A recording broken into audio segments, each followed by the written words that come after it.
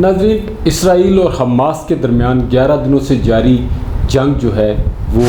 بند کر دی گئی ہے اور غزہ میں جنگ بندی پر باقاعدہ عمل درآمد جو ہے اس کا آغاز ہو چکا ہے۔ اور آپ کو بتائیں کہ آپ جو فلسطینی ہیں جو پچھلے 11 دنوں سے مسلسل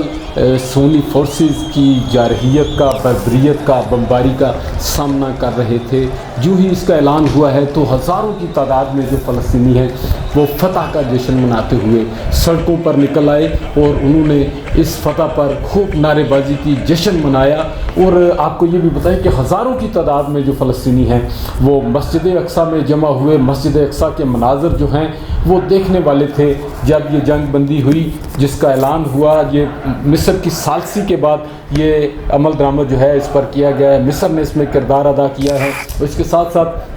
جنرل اسمبلی جو ہے اقوام متحدہ کی، اس میں بھی اس حوالے سے قرارداد منظور کی گئی تھی اور یہ مطالبہ کیا گیا تھا کہ فوری طور پر اسرائیل کی جانب سے جو غزہ پر اور فلسطین کے علاقوں پر جارحانہ حملے کیے جا رہے ہیں، جو بمباری کی جا رہی ہے، اس کو روکا جائے، یہ جنگ بندی ہونی چاہیے۔ جب یہ عالمی دباؤ بڑھا ہے تو اس دوران مصر جو کہ جنگ بندی کے لیے کردار ادا کر رہا تھا، اسرائیل نے اس کی ثالثی کو قبول کرتے ہوئے جنگ بندی پر رضامندی ظاہر کر دی، اور دوسری جانب حماس جو ہے اس نے بھی جنگ بندی جو ہے اس کو قبول کیا۔ اور اس پر آج جمعے کے جو دن تھا، اس کے صبح سے ہی اس پر عمل درآمد شروع ہو گیا تھا، اور جو ہی یہ اعلان ہوا کہ دونوں اطراف سے جو حملے ہیں وہ روک دیے گئے ہیں، تو اس کے بعد ہزاروں کی تعداد میں جو فلسطینی ہیں، بچے بوڑھے جوان، وہ خوشی سے نعرے لگاتے ہوئے سڑکوں پر نکل آئے تھے اور انہوں نے بھرپور طریقے سے اس کا جشن منایا۔ سڑکوں پر ہارن بجائے گئے، ڈرم بجائے گئے، نعرے بازی کی گئی، نعرے تکبیر سے جو فلسطین کی فضائیں ہیں وہ گونجتی رہیں۔ مسجد اقصیٰ میں ہزاروں لوگ جمع ہوئے جنہوں نے وہاں پہ نماز جمعہ بھی ادا کی اور وہاں پر جو ہے اس فتح پر اپنا جشن بھی منایا۔ آپ نے دیکھا کہ انتہائی بے سر و سامانی کے عالم میں فلسطینیوں نے اپنی سرزمین کا بھرپور دفاع کیا اور کسی بھی طریقے سے وہ اسرائیلی جدید ہتھیاروں سے مرعوب نہیں ہوئے، اس کی جدید ہتھیاروں سے لیس فورسز سے مرعوب نہیں ہوئے، بلکہ وہ کلمہ حق کہتے رہے اور مکمل جو مزاحمت ہوتی ہے ایک مجاہد کی جانب سے، اس کا مظاہرہ کیا گیا اور دنیا کو یہ بتا دیا کہ بے سر و سامانی کے عالم میں بھی مسلمان جو ہیں وہ کلمہ حق کہنے سے باز نہیں آتے اور نہ ہی کسی کو غاصبانہ طریقے سے اپنی جو سرزمین ہے اس پر قبضہ کرنے دیتے ہیں اور نہ ہی کرنے دیں گے۔ ناظرین، یہ جو 11 روز کی لڑائی تھی، بڑے ہی دلخراش واقعات ہمیں دیکھنے کو ملے، بڑے ہی دلخراش قسم کے جو واقعات ہیں وہ فلسطینیوں کو دیکھنے پڑے اور سینکڑوں فلسطینی جو ہیں وہ جام شہادت نوش کر گئے۔ ہزاروں فلسطینی جو ہیں وہ زخمی پڑے ہوئے ہیں اس وقت ہسپتالوں میں، اور مجموعی طور پر یہ جو 11 روز کی جنگ تھی فلسطین اور اسرائیل کے درمیان، اس میں 243 کے قریب جو اعداد و شمار ہیں سرکاری اب تک کے، 243 فلسطینی جو ہیں وہ جام شہادت نوش کر گئے، جبکہ ہزاروں لوگ جو ہیں وہ زخمی ہیں اور اس وقت ہسپتالوں میں زیر علاج ہیں۔ اور اسی جنگ کے دوران جو مزاحمتی تنظیمیں ہیں، حماس اور دیگر فلسطین کی جو مزاحمتی تنظیمیں ہیں، ان کی جوابی کارروائیوں میں 12 اسرائیلی جو ہیں وہ بھی ہلاک ہوئے ہیں اور متعدد اس کے بھی جو شہری ہیں وہ زخمی ہیں، اور مختلف عمارتوں کو بھی ہم نے دیکھا کہ ان فلسطین کی مزاحمتی تنظیموں کی جانب سے نشانہ بنایا گیا اور بھرپور طریقے سے اس کو جواب دیا گیا۔ اور فلسطینی تو بے سر و سامانی کے عالم میں بھی سڑکوں پر موجود رہے، میدانوں میں موجود رہے، لیکن بزدل جو صہیونی ہیں وہ اپنی جانیں بچانے کے لیے اس دوران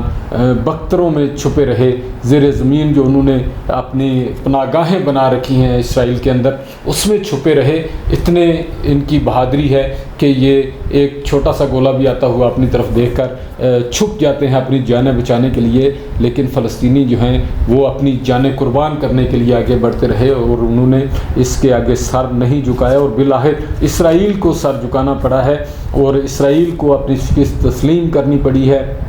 فلسطینیوں کا حق تسلیم کرنا پڑا ہے، اور اس میں مصر نے بڑا کردار ادا کیا، پاکستان کی حکومت نے بڑا کردار ادا کیا۔ ہمارے وزیر خارجہ کی جو تقریر ہے جنرل اسمبلی میں، اس کو بہت سراہا جا رہا ہے۔ انہوں نے بھرپور طریقے سے ایک مسلمان ملک کے لیڈر کی حیثیت سے وہاں پہ خطاب کیا اور اپنے مظلوم بھائیوں کے حق کے لیے آواز بلند کی، اور بھرپور طریقے سے بلند کی، اور عالمی ضمیر کو جھنجھوڑا، اور اقوام متحدہ کے پلیٹ فارم پہ کھڑے ہو کے عالمی ضمیر کو للکارا اور کہا کہ آپ کیا کر رہے ہیں اور آپ کا کردار بنتا کیا تھا، آپ کو ظلم ہوتا ہوا نظر نہیں آ رہا۔ ہمارے جو وزیر خارجہ ہے شاہ محمود قریشی، ان کے کردار کو اب پوری امت مسلمہ جو ہے وہ سراہ رہی ہے، فلسطینی بھی اس پہ خوش ہیں۔ یہ تمام صورتحال جو ہے اب ہم نے آپ کے سامنے رکھی، اس میں یقینی طور پہ یہ ایک افسوسناک امر بھی ہے، لیکن اب دیکھنا یہ ہے کہ آگے بڑھ کے مستقبل میں اس طرح کے اقدامات کو روکنے کے لیے کیا ہونا چاہیے۔ کیا یہیں پہ اب یہ جنگ بندی ہو گئی ہے تو کیا اس کے بعد کیا دوبارہ اسرائیل حملہ نہیں کرے گا؟ یقینی طور پہ وہ اپنے ان سازشوں سے باز نہیں آئے گا، کیونکہ جب تک امریکہ اس کے ساتھ ہے وہ اسی طرح کرتا رہے گا، جب تک عالمی برادری مکمل طور پر جو ہے وہ اس کے خلاف نہیں بولتی۔ ہم نے یہ بھی دیکھا کہ اس ساری لڑائی کے دوران یورپ سے بھی بہت ساری آوازیں آئیں، اور مختلف ممالک میں جو احتجاجی مظاہرے ہیں وہ ہوتے رہے ہیں۔ ہمارے وزیر خارجہ نے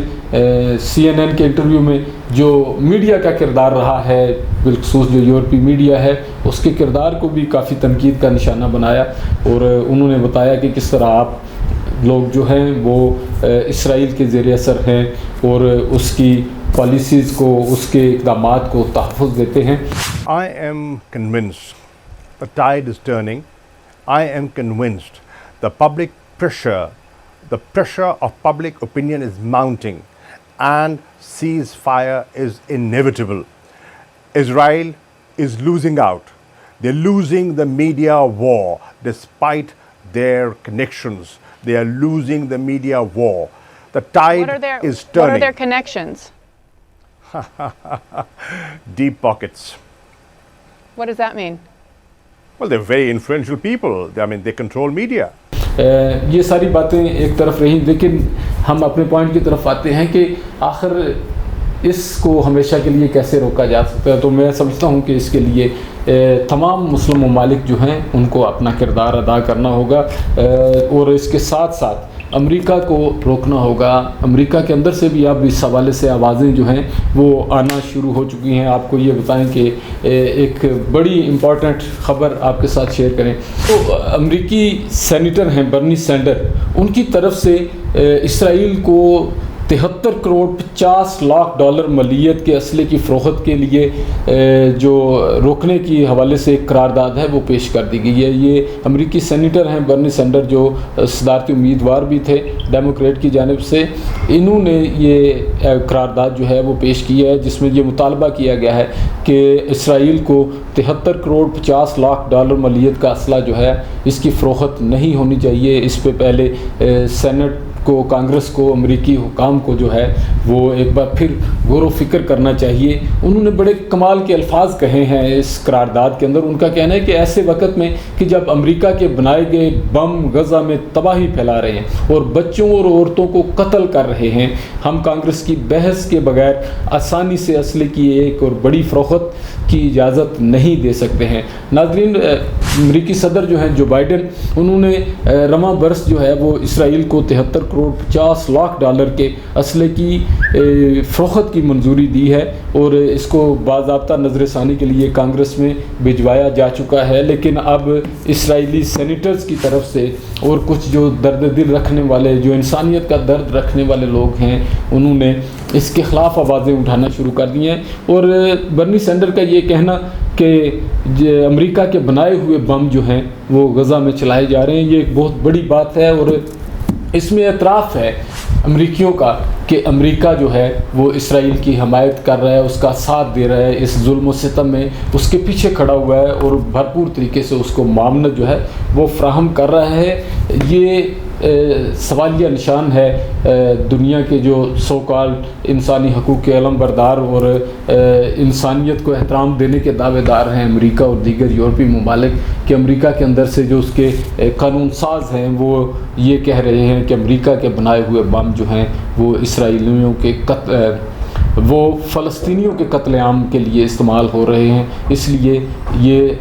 اسلحہ کی جو فروخت ہے اب اس پہ نظر ثانی کی جانی چاہیے۔ اور اس کے ساتھ ساتھ آپ کو یہ بھی بتائیں کہ جہاں اس پہ جشن منایا جا رہا ہے اس جنگ بندی پہ فلسطینیوں کی طرف سے، وہیں پر جو فلسطین کے وزیر اعظم ہیں انہوں نے اس ساری جارحیت کو، اس سارے ظلم و ستم کو، ان جنگی جرائم کے ارتکاب کو اسرائیل کی جانب سے جو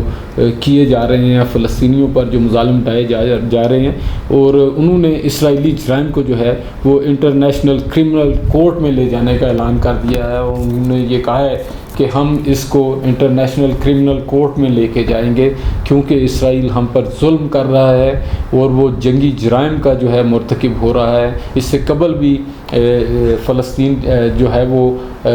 جا چکا ہے انٹرنیشنل کرمنل کورٹ میں ان مظالم کے خلاف، اور ایک بار پھر جو فلسطین کے وزیر اعظم ہیں انہوں نے یہ اعلان کیا ہے کہ ہم اس کو انٹرنیشنل کرمنل کورٹ میں لے کر جائیں گے۔ میں سمجھتا ہوں کہ عالمی برادری ایک طرف مسلم امہ نے جس طرح موجودہ صورتحال میں آگے بڑھ کے فلسطینیوں کا ساتھ دیا ہے اور ان کے حق کے لیے آواز بلند کی ہے اور انہیں اس ظلم سے نجات دلانے کے لیے اپنا کردار ادا کیا ہے، مستقل بنیادوں پر اس ظلم کو روکنے کے لیے فلسطین کا